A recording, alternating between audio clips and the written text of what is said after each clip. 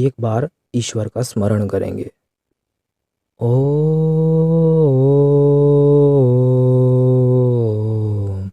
सत्यम ज्ञानम अनंतम ब्रह्म।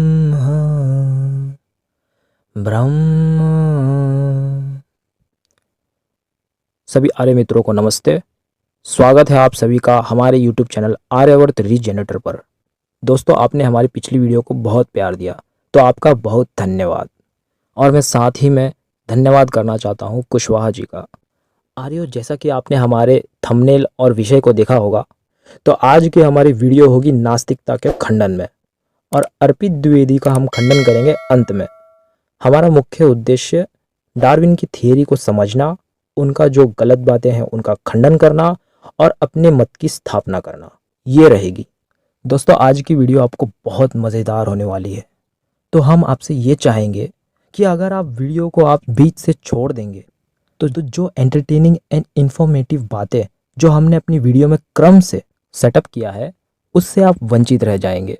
और मैं जानता हूँ आप इसको बिल्कुल भी मिस नहीं करना चाहेंगे, इसलिए वीडियो को अंत तक देखिएगा। वीडियो बहुत मज़ेदार होने वाली है। तो बिना किसी देरी के साथ हम अपनी वीडियो को आरंभ करते हैं।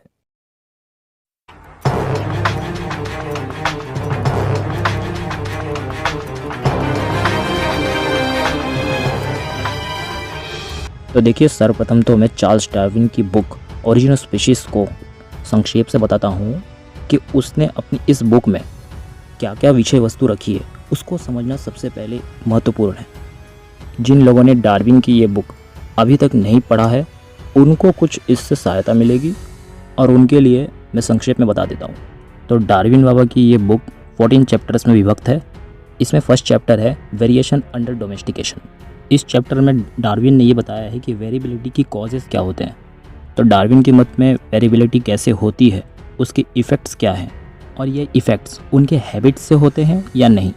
और इन्होंने अपने फर्स्ट चैप्टर में कुछ लॉज भी बताए हैं, जैसे कोरिलेशन ऑफ ग्रोथ, और कुछ ऑब्जर्वेशंस भी बताए हैं कि कैसे उसने कुछ कैरेक्टर्स को ऑब्जर्व किया था जो कि डोमेस्टिक वैराइटीज़ में इनहेरिट हुए थे, और ये डोमेस्टिक वैराइटीज़ कहाँ से आए, कितने स्पीशीज़ हैं, जिसमें इन्होंने डॉग्स के, पिजन्स के बहुत सारे एग्जाम्पल दिए हैं।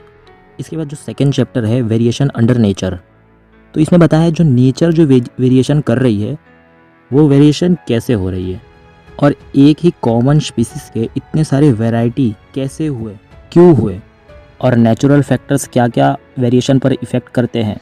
ये सारी चीज़ डार्विन ने सेकेंड चैप्टर में बताया। थर्ड चैप्टर है स्ट्रगल फॉर एग्जिस्टेंस। इस चैप्टर के नाम से ही पता लगता है कि इन्होंने पूरे चैप्टर में अलग अलग स्पीसीज़ के एग्जिस्टेंस के कारण बताया है, जो मत डार्विन जी को लगा।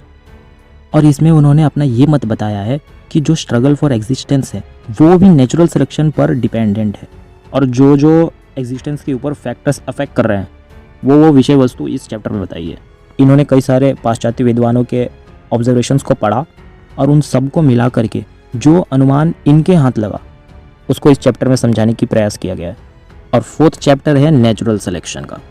जैसा कि इसके नाम से ही पता लगता है कि जो नेचुरल सिलेक्शन के ऊपर इनकी जो थ्योरी है वो इस चैप्टर में समझाया गया है। और कुछ ह्यूमन सिलेक्शन कि कुछ हम जो सिलेक्शन कर रहे हैं, कुछ नेचर जो सिलेक्शन कर रहा है, उन सारी बातों को डार्विन जी ने इसमें समझाने का प्रयास किया है। और जो नेचुरल सिलेक्शन के लिए फेवरेबल है और जो अनफेवरेबल है वो इस चैप्टर में बताया गया है। इसके बाद नेक्स्ट फिफ्थ चैप्टर है लॉज ऑफ वेरिएशन। तो इसमें उन्होंने बताया है कि वेरिएशन को करने वाले कॉजेस है वो लॉस कौन कौन से हैं। जैसे इसमें loss of use and disuse, effect of use जो डार्विन का सिद्धांत है वो यहाँ पे बताया है कि कैसे यूज़ करने से वो इनहेरिट होता है और वेरिएशन होता है, और डिसयूज़ होने के कारण उसका लोप हो जाता है। आगे इस लॉ पर मैं चर्चा करने वाला हूँ, तो इसे ध्यान रखिएगा। नेक्स्ट सिक्स्थ चैप्टर है डिफ़िकल्टीज ऑन थियरी। इसमें उन्होंने मॉडिफिकेशंस के बारे में कुछ बताया जिससे उनको अपनी थियरी देने में डिफ़िकल्टीज हो रही थी। और इसमें उन्होंने ये भी बताया कि कुछ ऑर्गन्स जो परफेक्ट हैं, जो एग्जिस्ट करेंगे नेक्स्ट वेरिएशन में, उसको यहाँ पर बताया है। और ये भी बताया है कि जो ऑर्गन्स वेरी होने के बावजूद, उसकी संभावना दिखने के बावजूद वो ट्रांजिस्ट नहीं करते हैं, इसके रीजंस इसके अंदर बताया है। और law of unity of type and उसके जो कंडीशंस है, नेचुरल सिलेक्शन वगैरह के जो कारण, वो भी इसमें बताया है। देन 7th चैप्टर है इंस्टिंक्ट। इस चैप्टर में उन्होंने बताया है कि इंस्टिंक्ट को हाइब्रिड से कैसे कंपेयर किया जाता है, एंड इसमें एफिड्स एंड एंड्स का एग्जाम्पल भी दिया है, एंड कुछ natural instincts, cuckoo, ostrich, and कुछ पैरासाइटिक बीज, इसके विषय में थोड़ा डीपली ऑब्जर्वेशन बताया है। इसके बाद 8th चैप्टर है हाइब्रिडाइजेशन। इसमें बताया है कि हाइब्रिड्स कैसे बनते हैं एंड उनमें क्रॉसेस कैसे किए जाते हैं, उसका ब्रीफ व्यू इस चैप्टर में दिया है। कुछ स्टेरिलिटी के फैक्टर्स, एंड जो 9th चैप्टर है on the imperfection of the geological record, इसमें उनको क्या क्या ऑब्जर्वेशन मिले जियोलॉजिकली, क्या क्या फॉसिल्स देखे उन्होंने, इन सारे के बारे में उन्होंने इसमें अपना मत प्रस्तुत किया है। 10th चैप्टर है on the geological succession of organic beings. इसमें उन्होंने कुछ इसके ऊपर जो इफ़ेक्ट्स वगैरह है उसके ऊपर बताया है। और 11th चैप्टर जियोग्राफिकल डिस्ट्रीब्यूशन, इसमें भी सेम बात को कंटिन्यू किया गया है 12th चैप्टर में। अब 13th चैप्टर में मॉर्फोलॉजी, जो हमारा स्ट्रक्चर है ऊपर से, इसको समझाया है, और एम्ब्रायोलॉजिकल जो टर्म्स है और कुछ कुछ ऑर्गन्स को स्पेशली समझाया उन्होंने। एंड जो इनके बाद लास्ट चैप्टर है, उस चैप्टर का नाम है रिकैपिचुलेशन एंड कंक्लूजन। इसमें उन्होंने पूरा रिकैपिचुलेट करके अपना कंक्लूजन बताया है कि मैंने क्या क्या पाया, एंड पूरी थियोरी को मेन जो पॉइंट्स है उसको कंक्लूड किया गया है यहाँ पे। तो ये हो गया डार्विन का जो बुक है उसका ओवरव्यू। अब हम जानेंगे डार्विन का क्या क्या मत है उनकी इस बुक के अंदर, उसकी समीक्षा आरंभ करते हैं। अब देखिए, सबसे पहले आपको स्क्रीन पर एक डायग्राम शो हो रही होगी। इसमें जो हमारा बैकबोन है, जिसको ये लोग टेलबोन कहते हैं, कोकैक्स, वो पार्ट यहाँ पे दिखाया गया है। फिर उसका एक लार्जर व्यू भी इलोंगेट करके राइट साइड में दिखाया है। अब एक सेकंड के लिए ये चार्ट देखिए। अब जो भी ये जो डार्विन की ये मत है, मानव हो या चिंपैंजीज, उनके पूर्वज जो एक ही ह्यूमनॉइड थे, इसके बारे में इस चार्ट में समझाया है, और उनकी ईयर्स कितनी थी वो भी साइड में बता दिया है। ये बेसिक्स का पार्ट हुआ। अभी ह्यूमनॉइड के पूंछ के बारे में बात करेंगे। अभी डार्विन के मत में जो वंश की जो जेनियोलॉजी है, मनुष्यों की, ओरंगुटैन, गोरिल्ला, ये सब जो वंश वृक्ष में आते हैं, और डार्विन के मत में जो मानवों के पूर्वज माने जाते हैं, जो एक समय के बाद लुप्त होते गए, और उसके विलुप्त होने के बाद जहाँ पर ह्यूमंस में पहले टेल जुड़ी हुई थी, वो बची हुई हड्डी को, जिसको ये लोग कोकाइक्स कह रहे हैं, वो बच गई, और उसको ये लोग पुकारने लगे वेस्टिजियल ऑर्गन। अब जो ये डार्विन है, वो जो इसके विलुप्त होने का जो कारण है, उसके 3 थियरीज दे रहा है। मान के चलते हैं ऊपर ऊपर से। पहला है पूंछ जो है धीरे धीरे लुप्त हुई, और दूसरा है पहले आधी पूंछ गायब हुई और फिर पूरी पूंछ गायब हो गई, और थर्ड है जो पूर्णतः जो टेल है वो गायब हो गई। और इस पर डॉक्टर फ्रेड नाम के एक रिसर्चर हैं, उनकी इस पर रिसर्च है, जो कि इंस्टीट्यूट फॉर क्रिएशन रिसर्च पर डाली गई है, जिसके लिंक हम डिस्क्रिप्शन बॉक्स में दे रहे हैं, वहाँ से आप पढ़ लीजिएगा। और हमारे अनुसार इन तीनों से हमें कोई फ़र्क नहीं पड़ता, बल्कि हम सबका बेसिक प्रश्न तो ये होना चाहिए कि पहले पूंछ थी भी या नहीं, और उसकी विलुप्त होने में क्या क्या स्टेप्स हैं जिसको फॉलो करके ये टेल लुप्त हुई, और इसमें जो वे साइंस और तर्क का यूज़ कर रहे हैं उसमें कितनी सत्यता है। आप लोगों को भी ये प्रश्न आ रहा होगा ना, हमें भी आया था। इसी पर उत्तर दे रहे हैं। तो जो पूंछ गायब हुई, उसका डार्विन के अनुसार 2 कारण हैं, 2 रीजंस उसने दिए हैं। फर्स्ट है नेचुरल सिलेक्शन, एंड सेकंड कहता है म्यूटेशन से। तो अब आप यहाँ से वीडियो ध्यान पूर्वक समझिए, मैं क्रम से समझाऊंगा। जो नेचुरल सिलेक्शन का सिद्धांत है, वो केवल फिनोटाइप्स ही उसका इफेक्ट देखा जाता है, और ये जेनेटिकली कभी काम नहीं करता। मतलब इसका कार्यक्षेत्र जीन्स पर नहीं है। और इस नेचुरल सिलेक्शन की थ्योरी से डार्विन ने कुछ जगह पर जो जेनेटिकल लेवल पर जो लिपापोती करने की कोशिश की है, उसको अगर आप जेनेटिक्स की पढ़ाई करने वाले डॉक्टर्स से पूछेंगे तो वो आपसे यही कहेंगे, Darwin was a duffer man. अब आगे हम कुछ एग्जाम्पल्स चेक करते हैं मनुष्य से रिलेटेड। आपने देखा होगा कि जो महिलाएं हैं वो ऑर्नामेंट्स पहनती है, कान में इयरिंग्स पहनते हैं, नोज़ में पियर्सिंग करा के कुछ ऑर्नामेंट्स धारण करते हैं। और वैदिक धर्म और ASI के आर्कियोलॉजिकल रिपोर्ट से देखेंगे तो ये हज़ारों वर्ष से हमारे आर्यवर्त भूमि पे चला आ रहा है। और महाभारत को तो आर्कियोलॉजी ने भी प्रूफ किया है कि महाभारत हुई थी, और उसमें भी हमारे महाभारत आदि रामायण आदि ग्रंथों में हमें ये वर्णन मिल जाता है। और हमारे वैदिक धर्म में भी जो 16 संस्कार है उसमें कर्ण छेदन आदि परंपरा से होते चला आ रहा है। इससे हम ये अनुमान लगाते हैं कि हमारे सैकड़ों पीढ़ियों से मनुष्य जो है कर्ण छेदन आदि परंपरा निभाते आ रहा है। और ये हमारा प्रत्यक्ष ऑब्जर्वेशन है कि भले ही कितनों के भी आप कान छिदवा लो, उसमें कभी भी वेरिएशन से इवोल्यूशन नहीं होता, उसमें कभी भी वेरिएशन नहीं दिखता। मनुष्यों के शरीर में इतनी पीढ़ियों के बाद भी इवोल्यूशन नहीं हुआ और इतने जन्मों के होने के बावजूद उसमें कोई चेंजेस नहीं आ रहा। इसका कारण अगर आप डार्विन भक्तों से पूछेंगे तो वो इस पर कुछ जवाब नहीं देंगे कि यहाँ नहीं हो रहा है, लेकिन फिर भी वेरिएशन होता है। इवोल्यूशन की थ्योरी राइट है, चुपचाप मान लो। और मैं इसे भी एक अंधविश्वास मानता हूँ।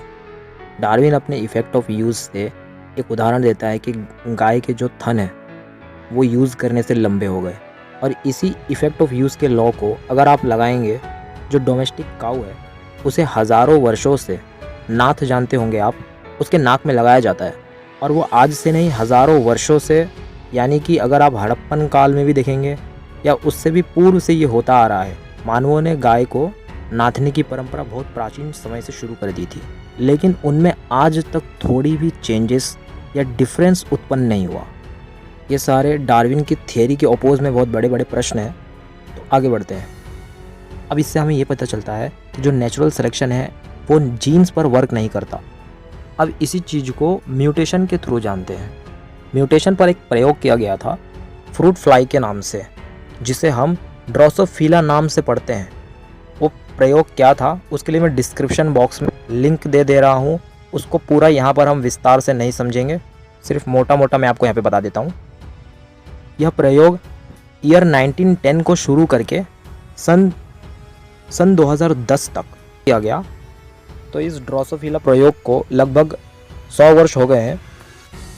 इस दौरान इनको रेडियो एक्टिव माहौल में रखा गया था और फिर हानि रहित वातावरण में भी रखा गया, ठंडी गर्मी में भी रखा गया, और भोजन में भी बहुत सारे म्यूटेंट्स मिला करके खिलाए गए।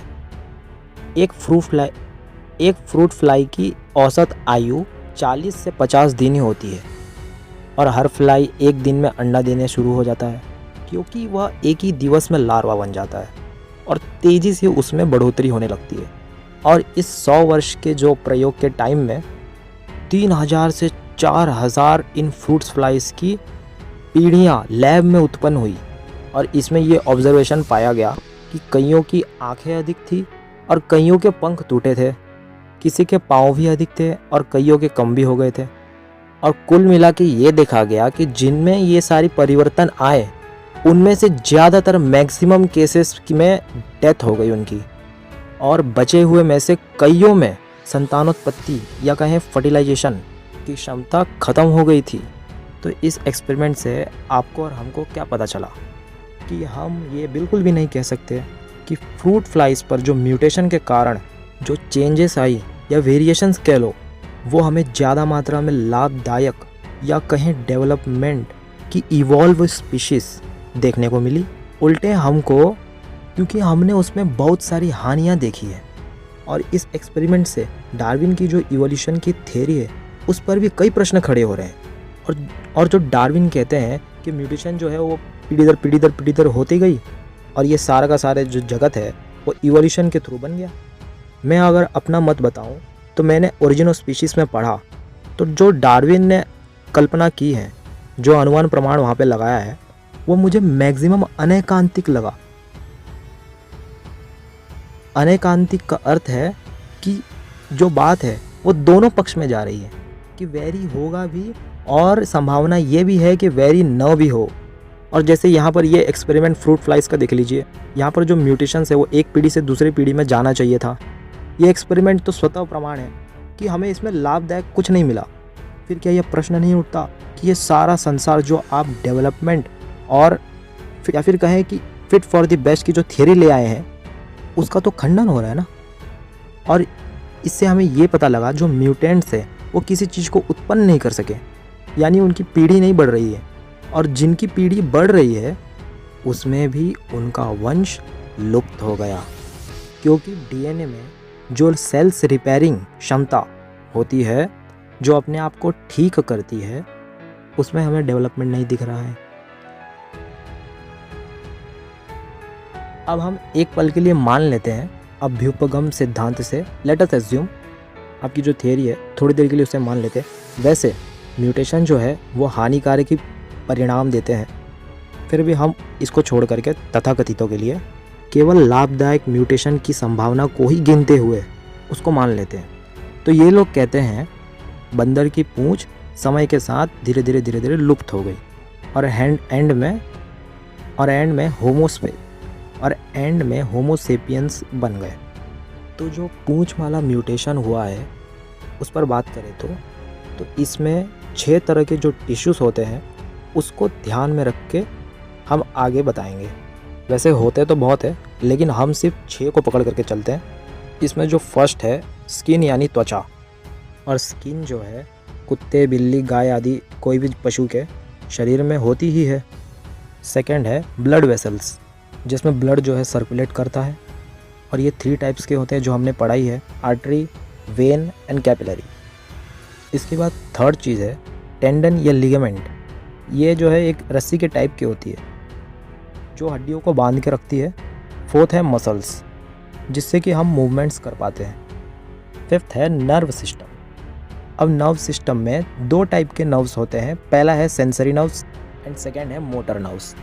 अब इसमें जो सेंसरी नर्व्स है उसकी बात की जाए तो ये काम करती है, जैसे हमने कुछ टच किया, हमको ठंडा गर्म लगा, ये सारे सेंसरी नर्व्स के अंडर में आते हैं।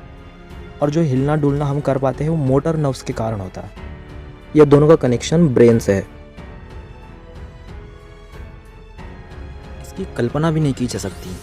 अब पूंछ गायब करने के लिए ये जो मैंने 6 टाइप्स के टिश्यूज़ बताए हैं उनको एक साथ, अर्थात इन 6 टिश्यूज़ के जीन्स जो है इसको या तो पूरी तरह से एक साथ मिटाना होगा या एक साथ ही इनको कम करना पड़ेगा, अन्यथा पूंछ गायब हो ही नहीं सकती।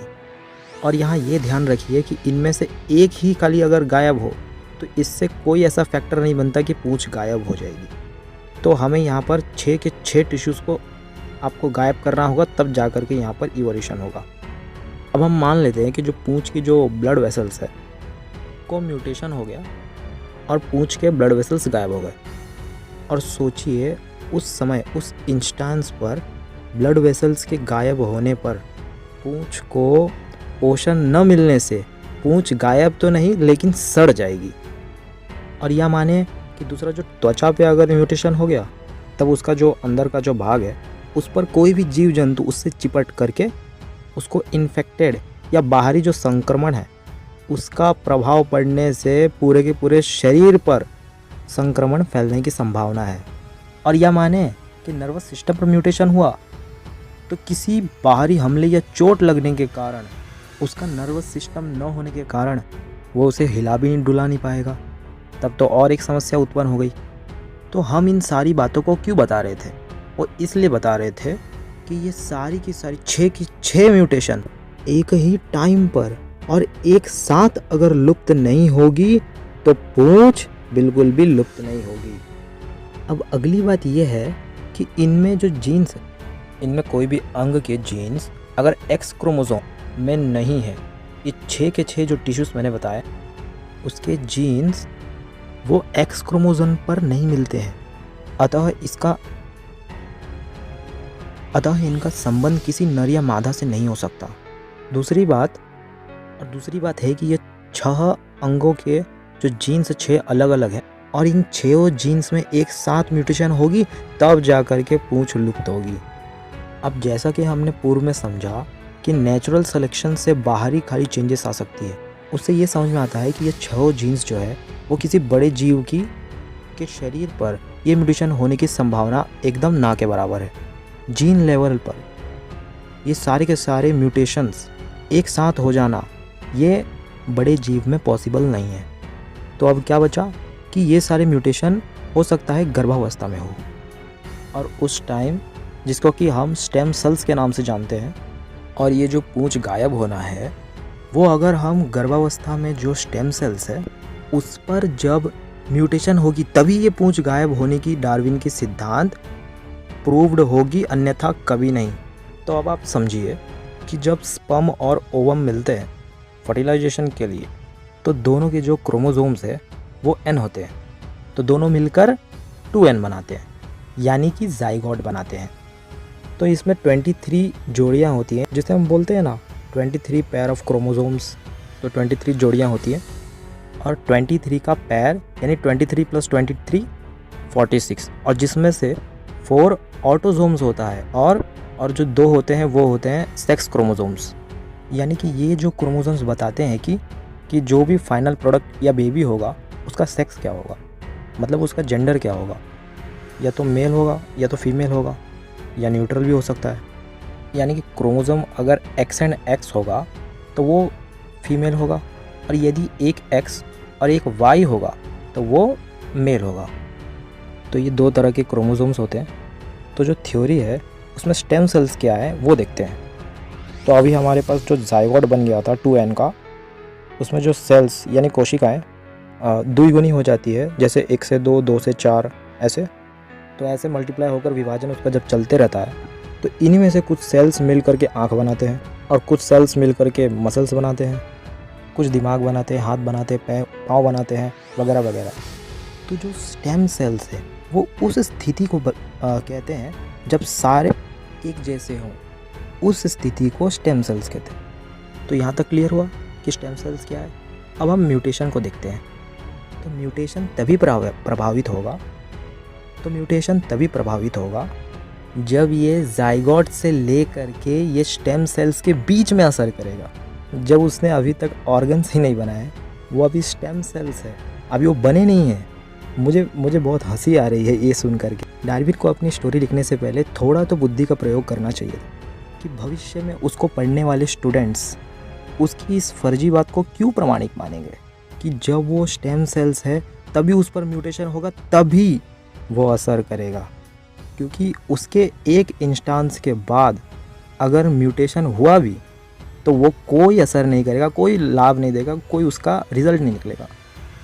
अब ये सारी बात तो स्टडी करने से पता लगेगी। झूठे लोगों को क्या करना है, बस फेंकना है और अपनी नास्तिकता फैलानी है, जिसमें से एक अर्पित द्विवेदी जी भी है और हमारे गेट सेट फ्लाई वाले गौरव जी भी है।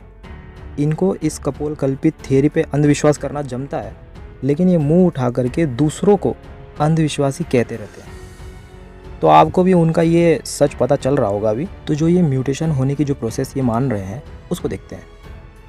आप खुद सोच करके देखिए, इन 6 जीन्स में एक साथ म्यूटेशन होना कितनी डिफ़िकल्ट बात है। अब इस पर उदाहरण क्या गजब का संजय जी ने दिया है कि मान लीजिए एक ड्रम या बाल्टी ले लीजिए और उसमें बहुत सारी पर्चियाँ रखी हुई है। आप चयनकर्ता को ये कहिए कि देख भाई, ये सारी पर्चियाँ तो फोल्डेड है, लेकिन जिनको मैं कह रहा हूँ बस वही 6 पर्ची तुझे निकालना है। अब वो मुझे नहीं पता, तुझे सिर्फ निकालना है और तुझे सिर्फ एक अटेम्प्ट मिलेगा। तो 6 के 6 मैं जिस नाम के बोलूँगा वही पर्ची बाहर निकाल। आपको निकालना पड़ेगा, मैंने कह दिया है। क्यों गलत लग रहा है भाई? गलत क्यों लग रहा है? डार्विन जी ने तो यही सिद्धांत बताया ना, वहाँ तो अंधविश्वास है ही नहीं। अंधविश्वास तो सिर्फ वैदिक ग्रंथों में है। तो निकालिए, अब 6 पर्ची निकालिए अब उसमें से, और सिर्फ एक अटेम्प्ट मिलेगा। यदि दूसरा अटेम्प्ट अगर मतलब पहला अटेम्प्ट गलत हो गया तो दूसरा अटेम्प्ट में म्यूटेशन नहीं होगा। और ये मूर्ख तो ये कहते हैं, अभी सोचिए यहाँ पे एक चेतन जीव ही जब उसमें से ढूंढ के नहीं निकाल पा रहा है, तो ये मूर्ख कह रहे हैं कि ये जो जड़ प्रकृति है इसने रैंडमली उतना परफेक्ट चूजिंग करके ये म्यूटेशन कर दिया। वाह भाई वाह! मैं इसका उत्तर अर्पित द्विवेदी जी से ज़रूर मांगना चाहता।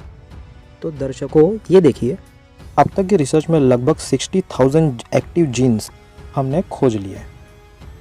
तो उन 60,000 जीन्स में वो 6 टाइप के जीन्स को चुन करके गायब करना होगा। और याद रखना, 6 एक एक करके भी नहीं, एक साथ, राइट? तो ये कौन सा चमत्कार है प्रकृति में कि वो वही 6 को गिन करके कैसे गायब करेगा।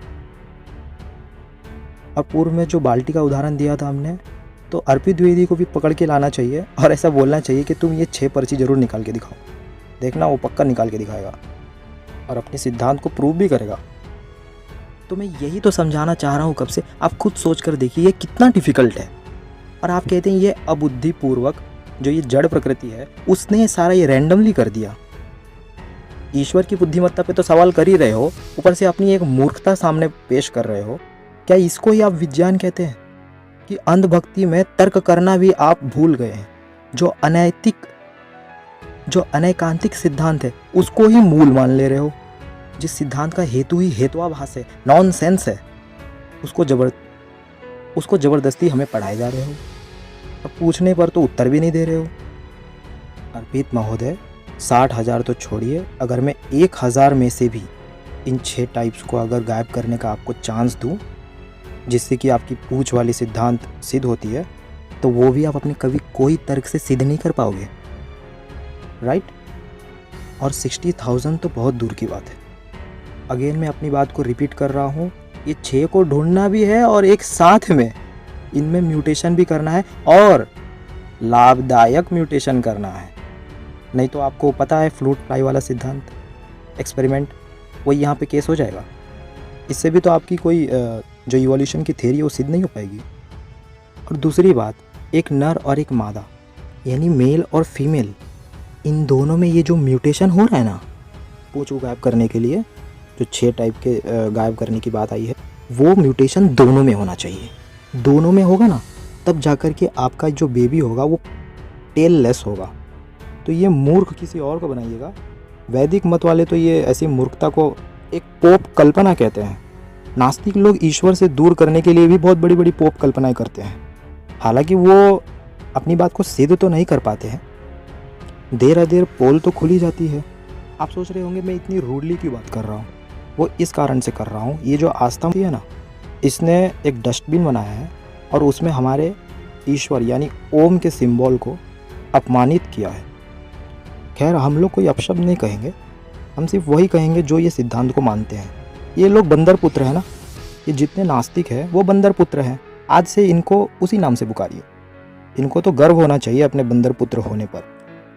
तो बंदर पुत्रों, आगे की बात सुनो। तो हम ये बताना चाह रहे हैं कि मान लीजिए म्यूटेशन केवल फीमेल में हुआ और मेल में नहीं हुआ, तो वो कोई अपर कास्ट नहीं, दोनों का इंटरमीडिएट ही देंगे। और ये अगर वाइस वर्सा हो तो भी हमें कोई अच्छा ब्रीड नहीं मिलेगा।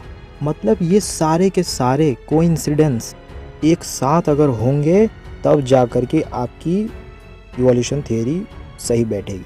और ये भी बात ध्यान रखिए कि ये दोनों लोग पता नहीं दुनिया के किस हिस्से में है, मान लीजिए कि साउथ और नॉर्थ में हो, तो इन दोनों को एक साथ मिलना और सारी की सारी अब तक जितनी कोइंसिडेंस बताई है मैंने, वो सारी की सारी एक समय पर होगा, तब जा कर के उसका टेल गायब होगा।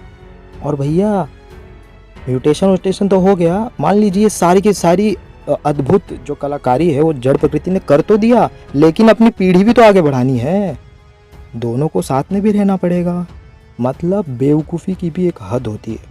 इस पूरे दुनिया में तुमको एकदम सही चीज़, एकदम सही जगह पे, एकदम सही समय पर, वाह। और हाँ भैया, हम ये कैसे भूल गए कि आज के बंदर तो मूर्ख है। प्राचीन इनके जो पूर्वज जो बंदर थे वो तो बहुत इंटेलिजेंट थे।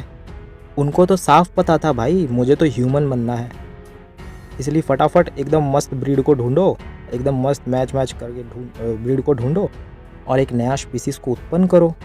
हमें तो विकासवाद करना है ना। विकासवाद की अगर जान बंदरों को नहीं होती तो फिर अर्पित जैसे लोग आकर के कैसे बोलेंगे कि ईश्वर तो नहीं है। कारण डार्विन की इवोल्यूशन थ्योरी, और उसकी हेतु क्या है? Natural selection. मतलब तुमको कुछ भी देखोगे तो नेचुरल सिलेक्शन। तुम बोलते हो हर जगह पे हम ईश्वर कहते हैं, तो तुमको बहुत तकलीफ होती है, और तुम ये असंभव जो थियरी है सब के सब तुम कह दोगे जो हुआ है सब नेचुरल सिलेक्शन। ये क्यों हुआ? ये नेचुरल सिलेक्शन। ये क्यों हुआ? वो भी नेचुरल सिलेक्शन। वाह। चलिए आगे बढ़ते हैं। मानते रहो, मूर्खों को तो मानना ही चाहिए। दुनिया में मूर्खों का रहना नॉट अलाउड नहीं है ईश्वर की सृष्टि में, और उन्होंने सबको स्वतंत्रता दे रखी है अपनी मूर्खता फैलाने के लिए। वो बाद में कर्मफल देता है। तो हम कहाँ थे? एक नॉर्थ में था, एक साउथ में था, दोनों में म्यूटेशन हुआ, और वे कहने लगे देखो अभी हमारे में तो म्यूटेशन हो रहा है, हमारे में म्यूटेशन होने की पॉसिबिलिटी है, तो हम फटाफट क्या करते हैं, नई स्पीशीज़ को जन्म देते हैं। तो इतनी बौद्धिक स्थिति जो है इनके बंदरों में थी। आज के बंदर तो बेवकूफ़ हैं, उनको तो ये सबसे मतलब नहीं है। उनको तो सिर्फ पेड़ से छलांग लगाना है और कोई पत्ते पुष्प खाना है या फल वगैरह जो भी हो। मान लेते हैं सब हुआ होगा, ये सब हुआ होगा, लेकिन मैं आर्यो सही में ये सब हुआ होगा। मैं सच में बोल रहा हूँ, ये सब हुआ है, लेकिन डार्विन की खोपड़ी में, वास्तविकता में नहीं। अब चलते चलते भी देखोगे कि कोई भिन्न तरीके का दो भिन्न जाति के जीव कभी आपस में क्रॉस ब्रीड नहीं करते हैं, और अनपढ़ जीव तो बिल्कुल भी नहीं करेंगे कि उनको एक बेस्ट प्रोडक्ट चाहिए। और मैं डार्विन के इस सिद्धांत से अभी खंडन करने वाला हूँ, टेंशन मत लीजिए, अभी थोड़ी देर में करने वाला हूँ। जो ये कहते रहता है ना, फिट फॉर द बेस्ट, उस पर भी आने वाले हैं।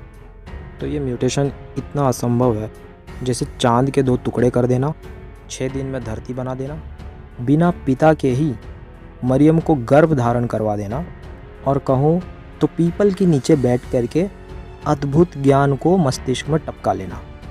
यदि ये सारी बात संभव है तो ये बात भी हो सकती है भाई, संभव है। तो अब हम वापस से लौटते हैं पूर्व के विषय पर।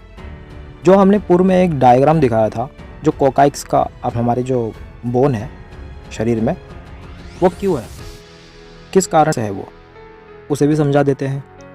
तो ये कुछ तथाकथित वैज्ञानिकों ने ईयर 1880 में कुछ 180 हमारे शरीर में जो पार्ट्स है वो अनुपयोगी है, उसका उन्होंने नाम वेस्टिजियल ऑर्गन रखा।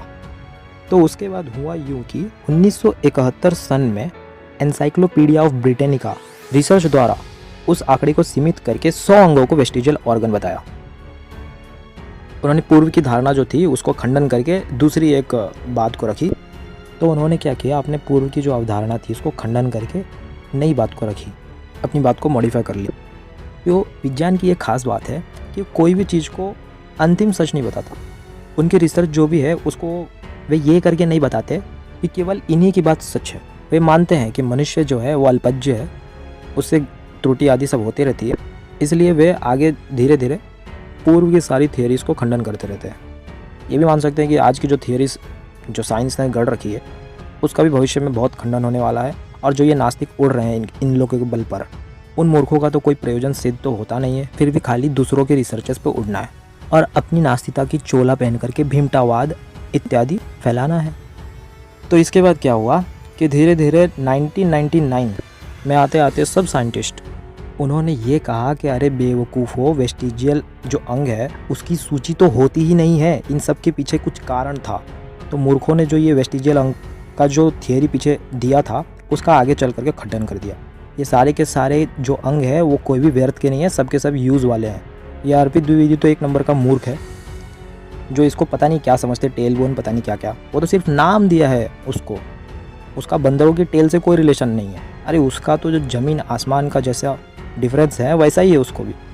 तो साइंटिस्ट ने ये कहा कि जो यूज़लेस है वो कोई चीज़ होती नहीं है, शरीर के सारी बॉडी पार्ट्स जो है वो काम के हैं। जो कोकाइक्स है वो यूज़फुल ऑर्गन है शरीर का, इसलिए वो है, इसके लिए नहीं कि पूंछ गायब हो गई है, थोड़ा सा वो शेष रह गया है इसलिए दिख रहा है, वो व्यर्थ है। इन मूर्खों को तो ये भी नहीं पता अभी तक। तो आप देखते हैं टेल बोन जो कोकाइक्स है वो है क्या। तो ये जो टेल बोन है वो मांसपेशियों, लिगामेंट्स और टेंडेंस को जोड़ने का आधार है, और ये जोड़ने का काम करता है, इसी वजह से ये शरीर में है। इसको बंदरों से जोड़ना या वेस्टिजियल ऑर्गन मानना एक महती भ्रांति है। और इसका जो शरीर में क्या रोल है, इसका अटैचमेंट क्यों है, इसके लिए अगर आपको पढ़ना है तो मैं विस्तार से इस वीडियो में नहीं बता सकता। उसकी लिंक मैं आपको डिस्क्रिप्शन बॉक्स में दे दे रहा हूँ, वहाँ से आप पढ़ लीजिएगा। अब एक और भ्रांति है विकासवादियों की, वो ये है कि इन लोग कहते हैं जो भ्रूण है यानी जो गर्भ है, तो गर्भ में भी क्या है, कोकाइक्स होता है।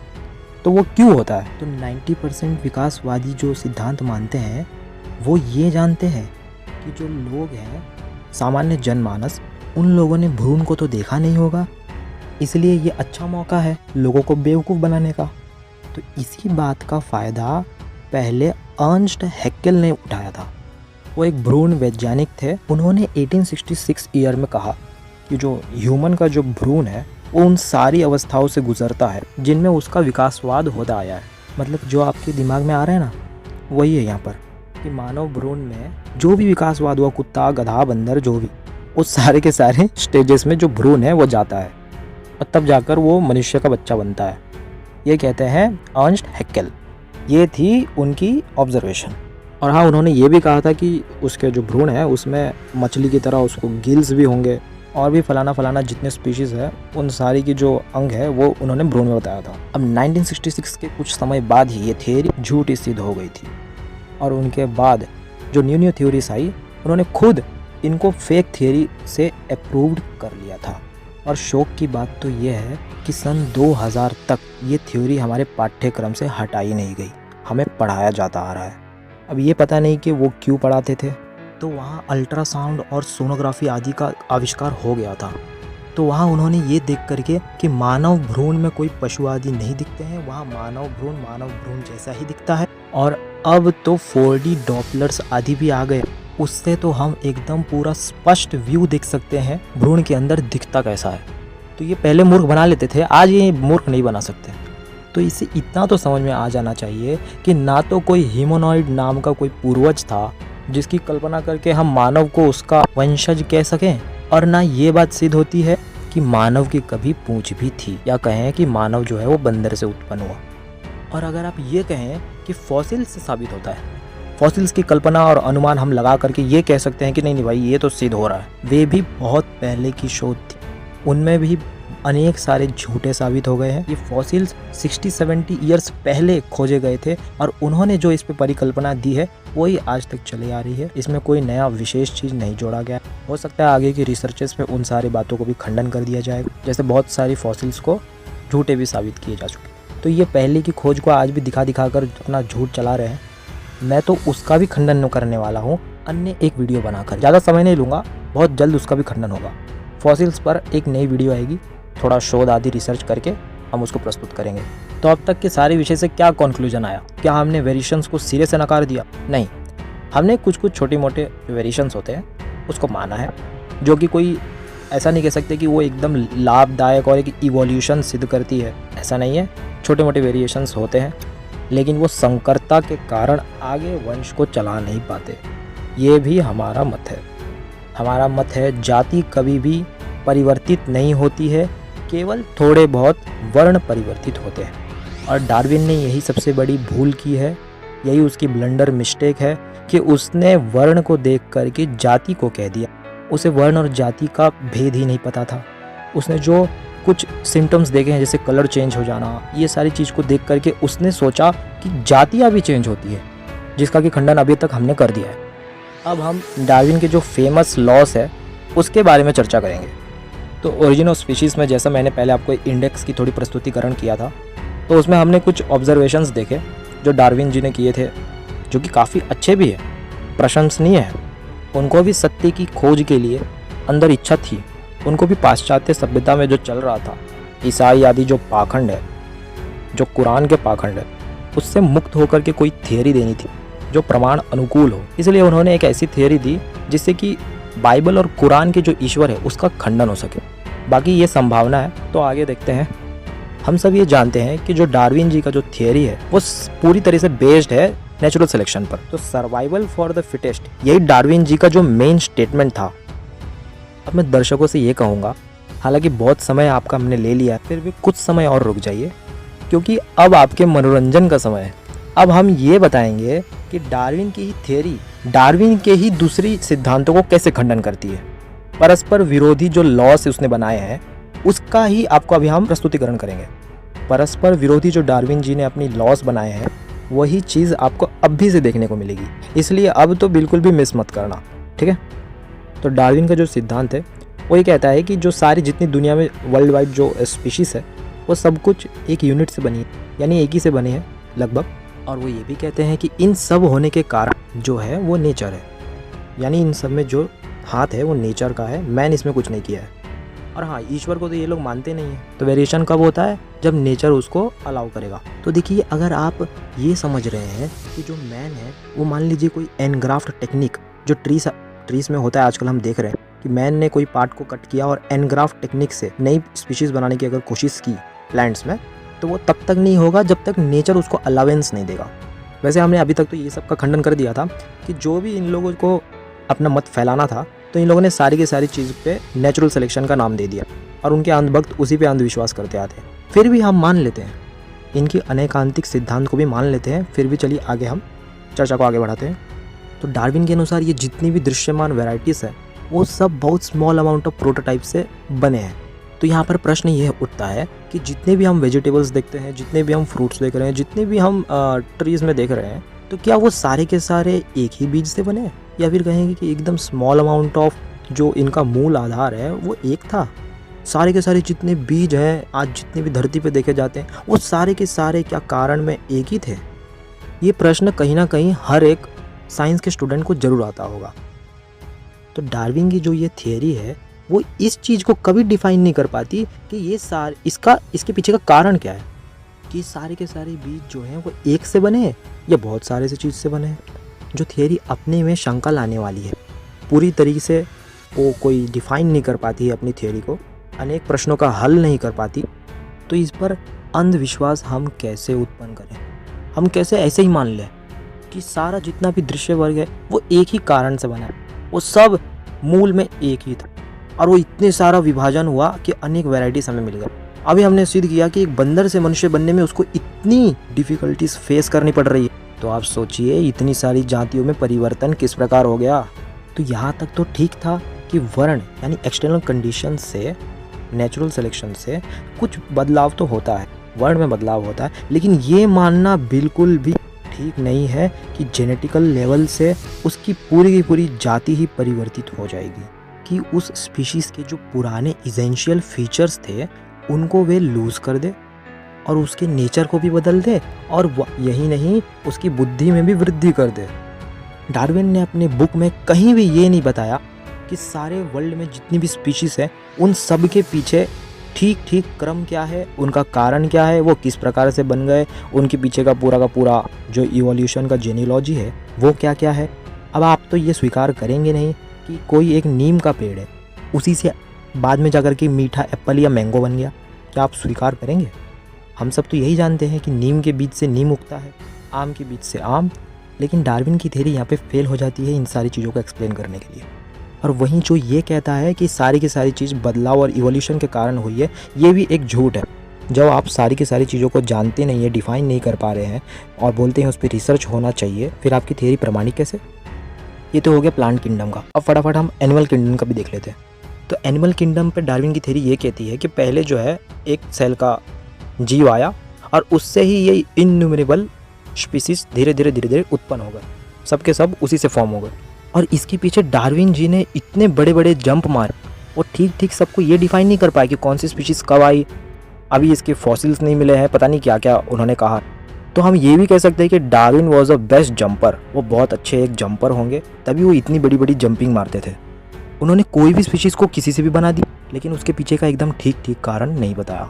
हम इतना मान सकते हैं कि एक डॉग है, उसकी एक्सटर्नल कंडीशंस के कारण बाल झड़ गए, उसकी कुछ कलर चेंजेस हो रही है, इतना वर्णभेद तो हम मानते, लेकिन हम ये कभी नहीं मान सकते कि डॉग में इतनी बड़ी चेंजेस आई कि वो उससे एक हायर ऑर्गेनाइज्ड स्ट्रक्चर बना दे। और इसको अगर हम एग्जाम्पल से देखा जाए तो जो क्रॉसिंग ऑफ ब्रीड्स जो ये करते हैं, जो कि मानव करता है, नेचर नहीं करता है, फिर भी इन लोग जब इस बात पर फंसते हैं तो बोलते हैं कि देखिए ऐसा हुआ होगा, नेचर ने कुछ इस प्रकार से किया है। तो मज़े की बात यह है कि इनकी इस कुतर्क में भी एक बात छूट गई। यहाँ इन लोग फंस गए अपनी थ्योरी में परस्पर विरोधी बात में कि ये सब जानते, और ये डार्विन ने पूर्व ही बता दिया था, जिसको कि आज विज्ञान सब मानते हैं कि दो ब्रीड्स ने क्रॉस करके एक ऑफस्प्रिंग बनाया। उसमें ये नो डाउट कि वो डिफरेंट होगा या फिर कुछ समानताएं भी हो सकती है, बट ये हो सकता है कि वो फीमेल की कैटेगरी ले या फिर मेल की कैटेगरी ले, लेकिन ये मानना एक बहुत बड़ी असंभव बात है कि इन दोनों का ऑफस्प्रिंग उससे भी सुपर इंड्यूस्ड या कहें दोनों से हायर कैटेगरी उसमें आ जाए। यही डार्विन का सबसे बड़ा ब्लंडर मिस्टेक है, जिसके कारण इवोल्यूशन सिद्ध नहीं होती है, जिसको कि ये मूर्ख नास्तिक लोग फैला रहे हैं। नास्तिक लोग एक एग्जाम्पल ले करके ले आते हैं और कहते हैं देखो इससे इवोल्यूशन सिद्ध हो। वो कहते हैं कि जो खच्चर है वो दो डिफरेंट स्पीशीज से बना है, एक हॉर्स और एक डोंकी। हम वही उदाहरण लेते हैं। तो जब हमने हॉर्स और डोंकी को क्रॉस किया तो हॉर्स जो है वो एक अपर कैटेगरी का स्पीशीज है और जो डोंकी है वो लोअर कैटेगरी का स्पीशीज है। तो इन दोनों का जो क्रॉस करने पर जो मिडल प्रोडक्ट हमको मिला वो हमें म्यूल मिला। तो क्या वो उससे सुपीरियर था? नहीं, वो उन दोनों का इंटरमीडिएट था। तो हम भी तो वही समझा रहे हैं, अप्रत्यक्ष को प्रमाण की आवश्यकता नहीं। तुमने जो उदाहरण दिया उसी में तुम फंस गए। और देखो, अगर तुम ये बोलोगे कि मॉन्स्ट्रोसाइट्स नाम का स्पीशीज़ उत्पन्न होकर के फिर इवोल्यूशन हो गया हो, क्या पता, तो तुम्हारी इस थियरी में ये जो म्यूल उत्पन्न हुआ है ना अभी, हॉर्स और डोंकी को क्रॉस करके, वो एक मॉन्स्ट्रोसाइट्स ही कहलाएगा। और दूसरी बात, मॉन्स्ट्रोसाइट्स जो है वो एक रोगी है, ना कि कोई एक वेल इवॉल्व्ड स्पीशीज़। वो कोई इवोल्यूशन सिद्ध नहीं करता। तो ये उदाहरण हो गया। अब हम यही तो कहना चाह रहे हैं कि निएंडरथल्स को ले लो, या फिर आप चिंपैंजीज को ले लो, या एप्स के ले लो, या फिर किसी को भी लो, उन सब में ये उदाहरण आप घटाओ तो जो भी दो स्पीशीज़ क्रॉस करेंगे तो उन दोनों का जो इंटरमीडिएट प्रोडक्ट, जो ऑफस्प्रिंग मिलेगा, वो उन दोनों का इंटरमीडिएट प्रोडक्ट ही होगा, कोई हायर कैटेगरी नहीं मिलेगा। और यही सबसे बड़ी डार्विन की ब्लंडर मिस्टेक है, उसकी परस्पर विरोधाभासी बातें हैं। एक तरफ तो वो खुद एक उदाहरण दे रहा है और उस दूसरी तरफ वही उदाहरण उसका खंडन कर रहा है। अब देखो दूसरी इसने क्या भूल की वो बताता हूँ। जब भी एक स्पीशीज़ दूसरे स्पीशीज़ में इवॉल्व होगा तो वो लोअर स्पीयर से अगले एनिमल जो कि हायर स्पीयर, उसका जो चक्र है उसमें बदलेगा, कि लोअर कैटेगरी से हायर कैटेगरी में चल जाएगा बिना इंटरमीडिएट मिले, और उसमें केवल और केवल डेवलपमेंट ही हुए जा रहा है, लॉस नहीं। और इसकी एक और भूल बताते हैं, डार्विन ने अपनी बुक में बताया है इफेक्ट ऑफ यूज़, मतलब जिस चीज़ को हम बहुत यूज़ कर रहे हैं वो बार बार इनहेरिट होगी पीढ़ी दर पीढ़ी, और जिनको हम यूज़ नहीं कर रहे हैं वो अंग धीरे धीरे गायब होती है, और तब जाकर के नए स्पीशीज़ में हमारा इवोल्यूशन होता है। ये कौन कहा? डार्विन ने। तो स्फीयर बढ़ते बढ़ते मंकी तक आ गया मान लीजिए। तो यहाँ एक बार आप एक मंकी को इमेजिन कीजिए, आप खुद जानेंगे एक मंकी सबसे ज़्यादा अपना कोई अंग यूज़ करता है तो उसका फीट हो गया, टेल हो गई। वो इन दोनों चीज़ों से ही अपना सारा कूदना, छलांग लगाना, लटकना, सबसे ज़्यादा यूज़ वो इन्हीं चीज़ों का करता है। और मंकी में जो उसका टेल है वो ही सबसे इम्पोर्टेंट उसका पार्ट है, जिसको वो लटकने, बैलेंसिंग और बहुत सारी चीज़ों में यूज़ करता है। और वो कोई साधारण अंग नहीं, वो बहुत स्ट्रेंथफुल वो अंग है, उसको वो बहुत यूज़ करता है। इस कारण से आप उसको एक ग्रेटर डेवलप्ड अंग मानिए जो कि मंकीज में पाई जाती है। इसलिए इसको हम क्या कहेंगे, ये उसका सबसे स्ट्रॉन्गर पार्ट है और यही सबसे उसका फिटेस्ट पार्ट है। अब जब ये इतना स्ट्रॉन्गर पार्ट है और फिटेस्ट भी है, यानी इसका लोप होगा, तो ये डार्विन के इफेक्ट ऑफ यूज़ का ही खंडन कर देगा। ये उल्टा ये कह रहा है आगे जाकर के कि बंदर जो है वो इसलिए लूज़ करता है अपनी टेल को क्योंकि वो व्यर्थ कट पार्ट है। ये सबसे बड़ा उसका मजाक था, क्योंकि एक तरफ उसकी थ्योरी कह रही है कि इफेक्ट ऑफ यूज़ से जो स्ट्रॉन्गर पार्ट है वो कभी भी लुप्त नहीं हो, और दूसरी तरफ ये कह रहा है कि मैन तक पहुंचने के लिए उसको ये सारी व्यर्थ की चीज़ों को छोड़ना पड़ेगा। और यहाँ तक कि जो चिंपैंजी है वो भी अपनी टेल को लूज़ नहीं करेगा। क्यों?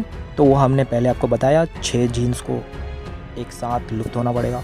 तो हमारा सबसे बड़ा प्रश्न यही है कि वो इतने स्ट्रॉन्गर और फिटेस्ट पार्ट को नेचुरल सिलेक्शन से लोप क्यों करेगा।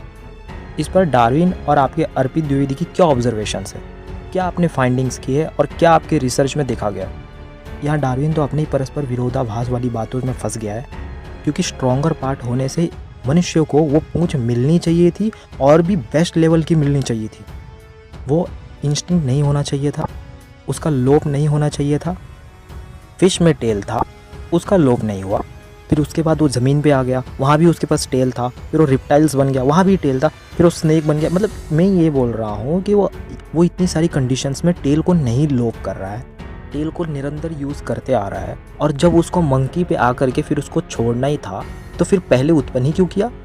हर पशु का जो टेल होता है वो सबसे ज़्यादा उसके बॉडी पार्ट में स्ट्रॉन्गर पार्ट माना जाता है। तो मनुष्यों में भी अगर टेल होता तो इसमें क्या हानि थी। तो डार्विन ने जो ये कल्पना की है कि टेल लुप्त हो गई होगी, ये उसकी एक बहुत बड़ी भूल थी। उसकी अपनी ही बातों का खंडन कर रही है और ये बात कोई विश्वास करने लायक नहीं है जब मूल में ही भूल है और इसकी खुद ही लॉस, इसके खुद के ही डार्विन के जो पोस्टुलेट्स है उसका खंडन कर रही है। तो अंत में हम क्या कहेंगे कि इनकी जो थियरी है वो मीनिंगलेस हो गई। तो इन सब से हमको यही समझना चाहिए कि इनका जो सिद्धांत है वो अनैकांतिक होने से अप्रामाणिक और गलत है। और जो लोग इसका सहारा लेकर के ईश्वर का खंडन करने चलते हैं, लोगों की आस्था से मुक्ति करवाने चले हैं, उनकी ये जो अंधी आस्था है डार्विन बाबा के प्रति, वो स्पष्ट नजर आ रही है। तो पहले आप अपनी आस्था से मुक्त हो जाइए, फिर दुनिया को आस्था से मुक्त करने चलिए। डार्विन ने तो फिर भी थोड़ी सी मेहनत की और ऑब्जर्वेशन से बहुत सारी खोजें निकाली, और एक सत्य की खोज करने के लिए उन्होंने पाश्चात्य सारे के सारे बाइबल, कुरान आदि जो फर्जी पुस्तकें हैं उनके पाखंडों से बचने के लिए उन्होंने एक थियोरी को लाई। लेकिन मैं अर्पित जी से पूछना चाहता हूँ, आपने क्या किया? आपने भी तो ये सारी थियोरी को बता करके लोगों को मूर्ख बनाया। आपने भी यही कहा कि डार्विन के ऊपर तर्क नहीं कर सकते। डार्विन की थियोरी पता नहीं आप कैसे परम प्रमाण मान रहे हैं।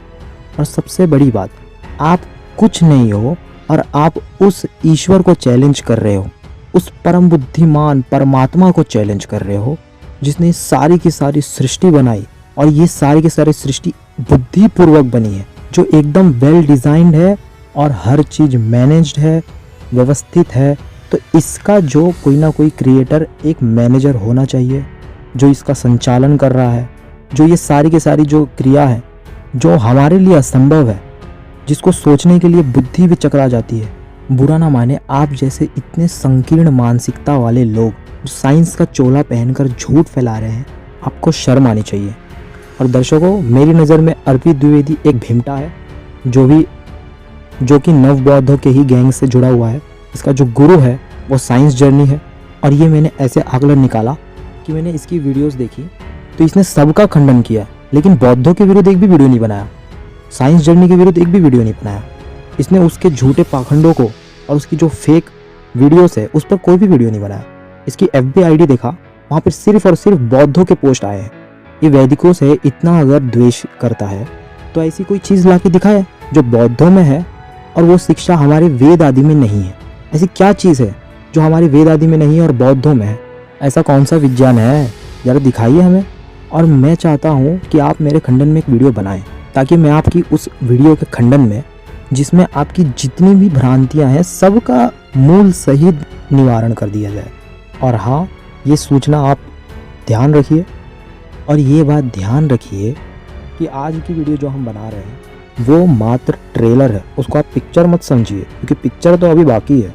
अभी तो 4-5 वीडियो आएंगी ऐसी ही, और डार्विन का जो सिद्धांत है उसका समूल छेदन होगा। आपका खंडन तो अभी किया ही नहीं है, दूसरी वीडियो में आपका खंडन होगा। ये तो सिर्फ ट्रेलर था। हमारी वीडियो काफ़ी बड़ी हो गई है, इस वजह से आपका हमने इस वीडियो में खंडन नहीं किया। तो दर्शकों, ये तो पार्ट 1 है।